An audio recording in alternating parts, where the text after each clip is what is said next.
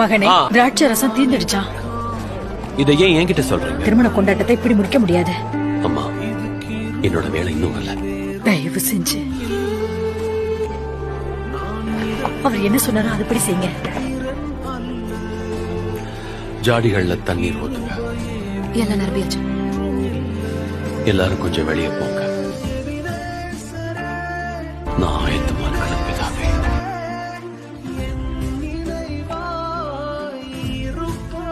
இப்ப கொஞ்சம் முண்டு பந்தி விசாரிப்புக்காரன் எடுத்து கொண்டு போங்க. குடிச்சு பாருங்க. எல்லாரும் கேளுங்க.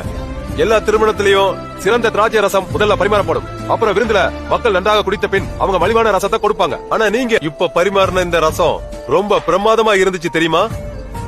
இந்த மரியாதைக்குரிய செயலுக்காக அவங்களுக்கு நன்றி சொல்லுவோம்.